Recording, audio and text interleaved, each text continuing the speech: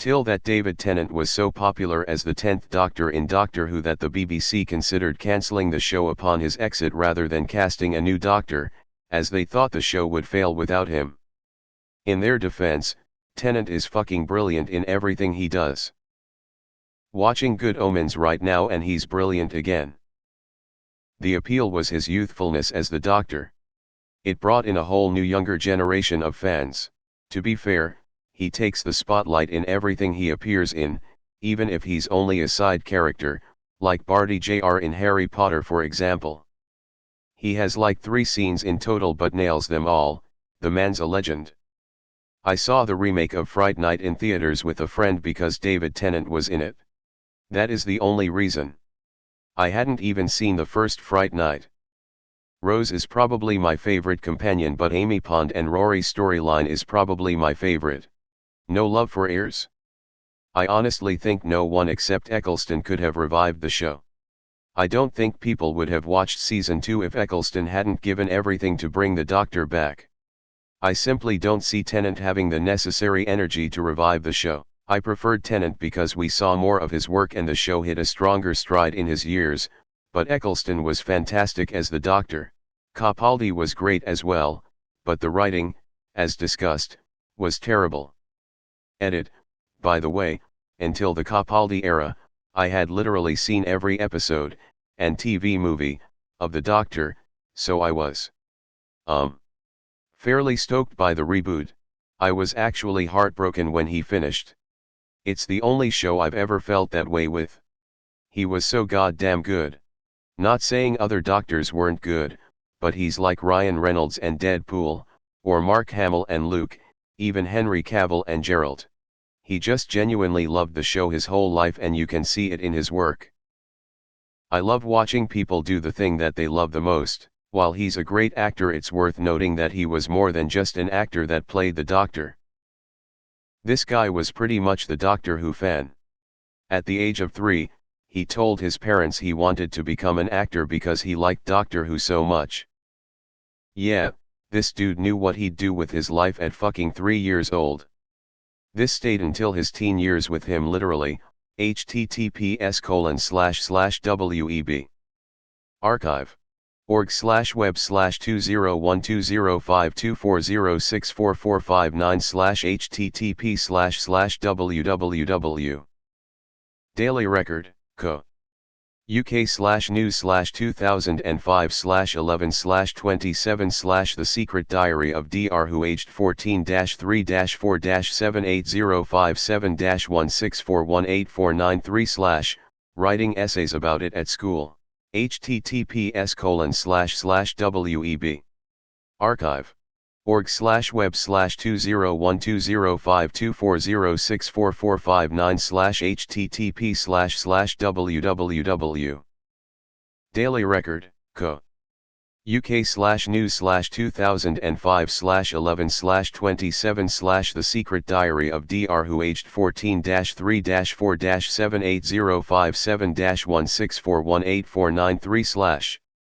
However, when he was an adult, obviously Doctor Who wasn't on TV anymore. They only did audio dramas by a company called Big Finish. So he did those.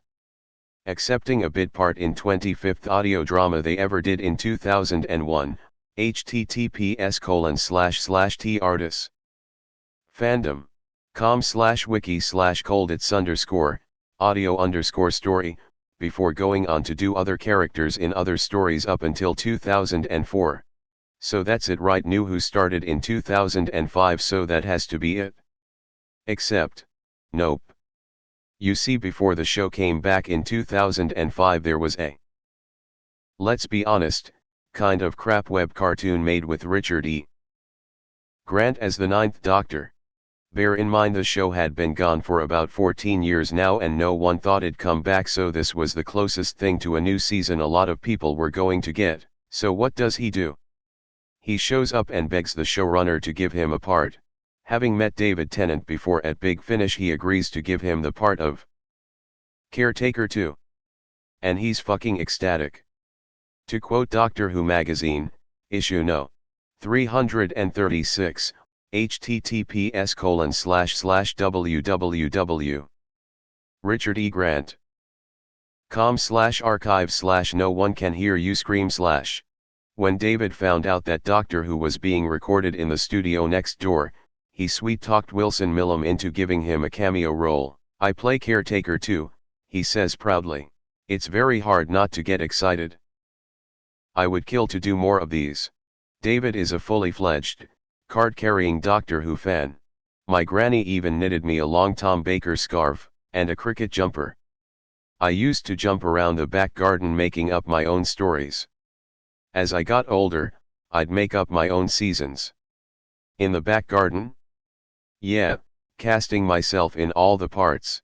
Oh God, how embarrassing. So then 2 years later he knew who starts and he's the Doctor, right? No, not quite yet, but he does narrate the first Doctor Who Confidential, https://www. youtube.com/watch, v=hckuqx low tlq and list =plbotfd New Jersey 7G9SJGT enjoy hawkuzmmn_nxvjy, a kind of behind-the-scenes program that'd run afterwards on BBC 3. But okay, then the 9th Doctor turns into the 10th Doctor and he's Doctor Whose story is over, right? #nope. You see, you know that reference to a cricket jumper in the quote from Doctor Who magazine earlier. Well, for those who don't know, that's in reference to the 5th Doctor played by Peter Davison. Well, his daughter Georgia Moffat Carrot, stage names don't ask, is in an episode of Doctor Who with David Tennant as the Doctor's daughter called The Doctor's Daughter. So what does this man, having conquered his life dream of becoming the Doctor, do after he's meeting the attractive daughter of a former incarnation? He only fucking marries her. Now, apart from the fact that this move probably made Sigmund Freud resurrect from the grave long enough to tell everyone that ever spoke ill of him, haha, I win you lose, before presumably blowing raspberries at them, it also means that the Doctor that inspired him to become the Doctor was now his father-in-law. He then returns to Doctor Who in 2013 at around the same time his son is born, who now has the Doctor as both a dad and his granddad.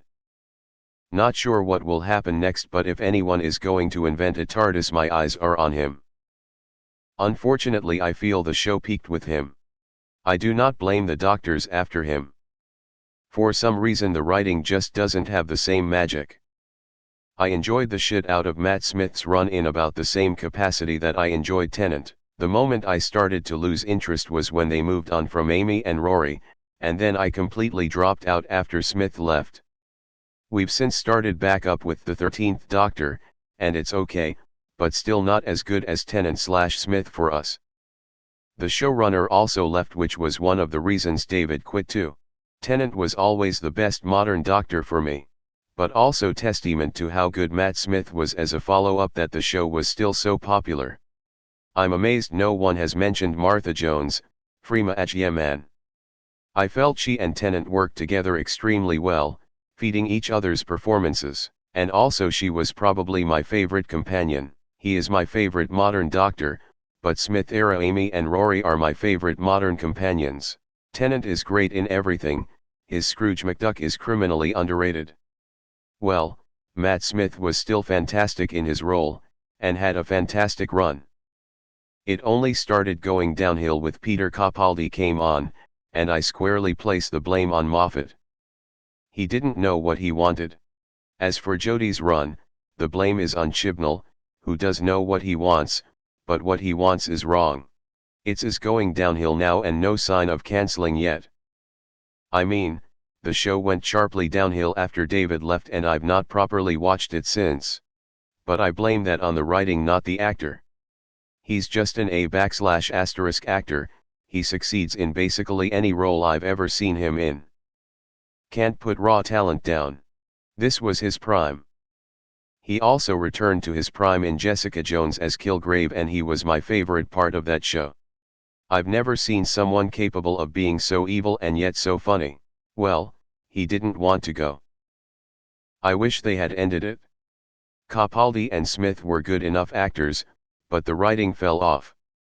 Tennant is certainly my favorite of the modern era, and I don't think I could pick a favorite from the original run of the show, having not seen much of it. Turns out they were right. As brilliant as David Tennant is as the Doctor, and in general, it's impossible to discount the role of Russell T Davies. He's a brilliant writer, he and his team, and took the show in the direction that brought old and new fans together with thoughtful and well-crafted storytelling, as well as compelling characters. I loved Tennant with my whole heart.